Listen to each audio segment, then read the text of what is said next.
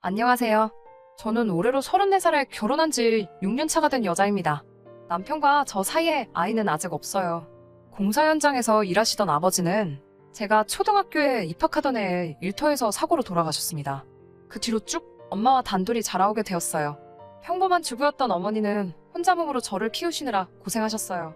그냥 평범한 아이였던 저에게 어떤 기대를 하셨던 건지 고향의 재취자리를 알아놓으셨다는 할아버지의 말에도 엄마는 저의 교육을 이유로 시골로 돌아가지 않으셨습니다. 그 고집 때문에 엄마는 다른 친척분들과도 연을 끊고 살아가시게 되었어요. 갖은 고생 다 하시면서 저를 키워주셨고 저도 그 기대에 부응하고자 서울대는 아니지만 서울에 있는 명문대에 입학을 할 수 있게 되었습니다. 그때까지도 나아지지 않던 가정 형편 때문에 대학교 입학을 포기하고 저도 취직 전선에 뛰어들고 싶었었지만 엄마는 제가 좋은 대학을 졸업하면 더 좋은 기회를 가질 수 있다고 하시며 제가 회사에 취직할 때까지 저를 도와주셨어요. 유난스러운 부분이 있었지만 반대로 생각하면 정말 저만을 위해 살아오셨다고 해도 과언이 아닐 정도로 저와 관련된 일이라면 모든 일에 엄마는 발벗고 나서주셨고 저에 대한 기대를 저버리지 않았습니다. 그런 친정엄마와 저는 정말 애틋하게 지냈습니다. 정말로 남들보다 뛰어난 것 하나 없는 저였기 때문에 대학교를 졸업하고 평범한 회사에 취직하게 되었지만 취직이 결정된 그날에 엄마와 서로 부둥켜 안고 하루 종일 울었습니다. 그렇게 저를 아껴주시던 어머니를 2년 전에 잃고 말았습니다. 엄마를 잃은 충격보다 그로 인해 벌어진 어이없는 사건에 대해서 한번 이야기를 해보려고 합니다. 남편은 제가 회사를 다닐 때 만나게 되었습니다. 동갑내기라 그런지 친구 같은 모습이 참 좋았던 남편은 서글서글한 그 성격에 제가 사랑하는 친정엄마에게도 너무 잘했습니다. 집에 여자만 둘뿐인 걸 알게 된 남편은 발벗고 나서서 저희 모녀를 참 많이 도와줬어요. 저는 남편에게 많은 호감을 느꼈고 그렇게 1년 정도의 연애 기간을 보내고 결혼을 하게 되었습니다. 저희 집이 사정이 좋은 편은 아니었지만 그렇다고 남편의 집과 비교했을 때 엄청나게 큰 차이가 나는 정도는 아니었습니다. 남편이 모아둔 돈과 시댁에서 돈을 어느 정도 해주셔서 대출을 끼고 서울에 집을 구해서 신혼생활을 시작하게 되었습니다. 저도 시집을 갔으니 더 이상 서울에서 치열하게 살고 싶지 않으시다면서 서울에서 지내시던 전셋집을 빼서 제 혼수와 나머지 결혼 자금을 대주시고 어머니는 혼자서 지방 소도시로 이사를 가셨어요. 친정엄마와 멀리 떨어지게 된 건 제 인생에서 이번이 처음이라 많이 걱정되었지만 엄마는 저 아니었으면 진작에 떠났을 서울이라며 걱정하지 않아도 된다고 당부를 하시더라고요. 결혼 생활은 나쁘지 않았어요.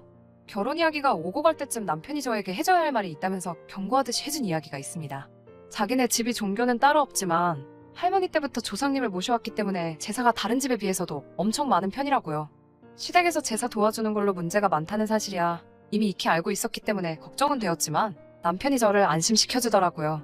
종갓집같이 제사에 목매다는 그런 건 아니고 말 그대로 대대로 벼슬 하신 조상님들한테 간단하게 상만 올리는 거니 크게 걱정할 필요 없다고 말이죠.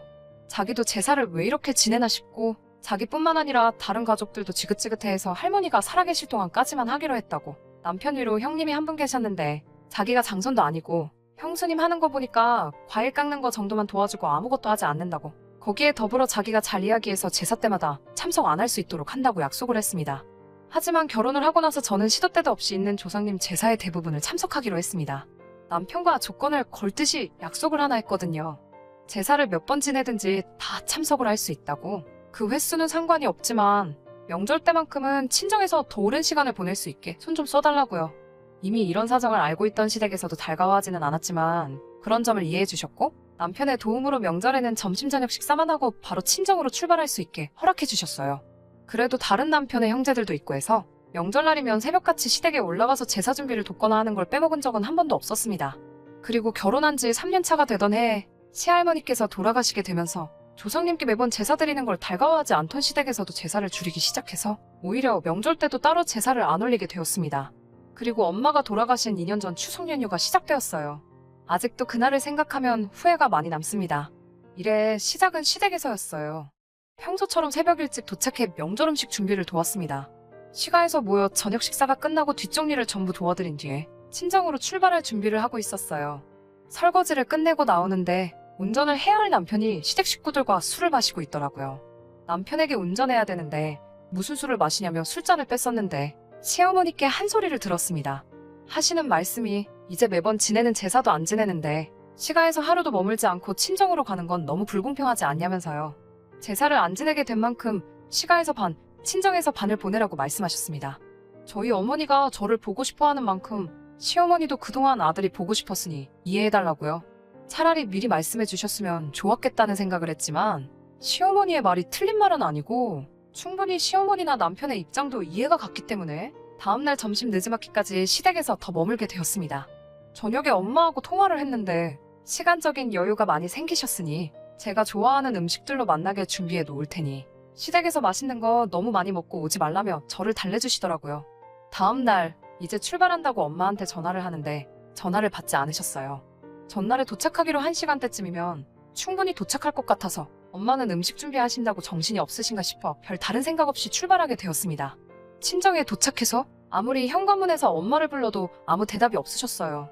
느낌이 쎄해서 부랴부랴 문을 따고 안에 들어갔는데 부엌에는 제가 좋아하는 음식들이 준비되어 있었고 엄마는 그 옆에서 바닥에 쓰러지신 채로 의식이 없었습니다.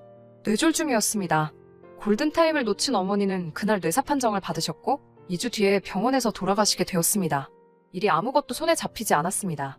그날 남편을 데리고 나와 하루를 머물지 않고 바로 출발했다면, 아니 제가 운전면허 따는 걸 미루지 않고 그날 저 혼자서라도 출발했었다면 엄마가 그렇게 된 게 전부 제 탓만 같고 저 때문에 이 사단이 난 것 같아 견뎌내기가 너무 힘들었어요.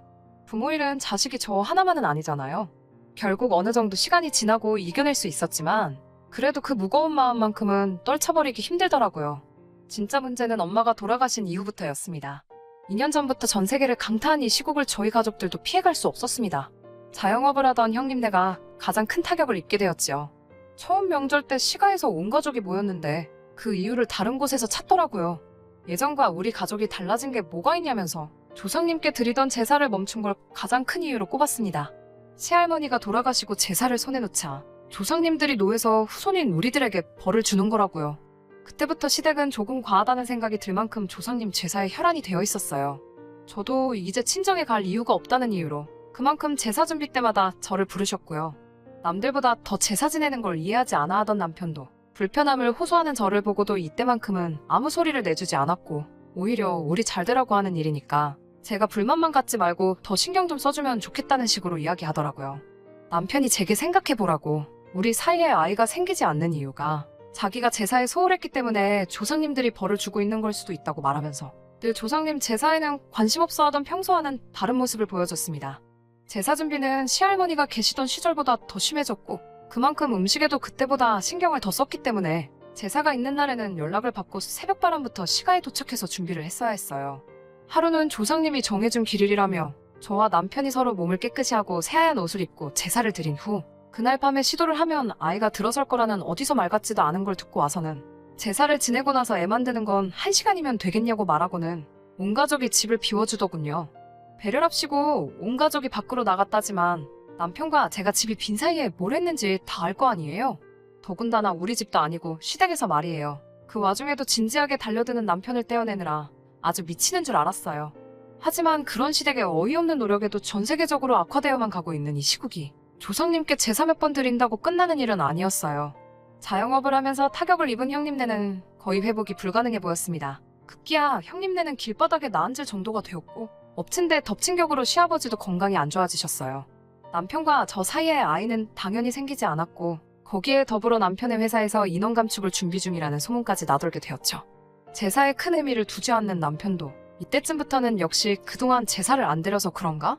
하면서 자신 없는 모습을 보이더라고요. 그러던 어느 날 갑작스럽게 시댁에서 연락이 왔어요. 제사가 있다고 해서 남편과 둘이 시가에 방문을 했습니다. 이미 형님네까지 참석해서 준비를 하고 있었는데 그날 그 자리에는 모르는 사람이 한 명 있었어요. 형형색색의 옷을 입고 누가 봐도 무당으로 보이는 사람이 한 명 있었습니다. 그 사람은 들어오는 저를 보고는 가까이 다가와서 다짜고짜 인연이냐? 라고 말하며 제 얼굴에 손에 쥐고 있던 쌀을 뿌려버리더니 앞귀는 물러가라 하면서 요란하게 굿을 시작하더라고요. 저는 어안이 벙벙해서 그 장면을 그대로 보고만 있었는데 어디서 구했는지 제사상에 올라와 있는 우리 엄마의 사진을 보고 정신이 번뜩 들었습니다. 그 무당은 이리저리 돌아다니면서 혼잣말로 계속 짓거려대다가 다시 어디서 쌀을 한 줌 집어와서 엄마 사진에 뿌려버리더니 쌀이 가득 담긴 바가지를 제사상 앞에 올려놓더라고요. 그러고선 제 손을 잡아 끌고 와서 저보고 엄마 사진 앞에 놓아둔 바가지를 밟아서 어서 깨부수라고 하는 거 아니겠어요. 그래야 엄마가 구천을 떠나 좋은 곳으로 가신다고요. 저는 도무지 이게 뭐하는 짓인가 이해를 할 수 없어서 이게 다 뭐하고 있는 거냐고 있는 대로 소리를 질렀지요. 우리 엄마 사진이 여기 왜 있고 이게 지금 뭐 하는 거냐며 한참을 화를 내고 있으니 시어머니가 제 팔을 잡아 구석으로 끌고 가서는 설명이랍시고 한다는 말이 저분이 아주 용한 분이신데 집안에 생기는 오한들이 다 저희 엄마가 혼자 돌아가신 게 억울해서 성불하지 못하고 구천을 떠돌면서 시댁에다가 복수를 하고 있는 거라고 다 저와 제 남편이 잘 되게 하기 위해서 하는 거니 저보고 빨리 시키는 대로 하자고 저를 설득하더라고요.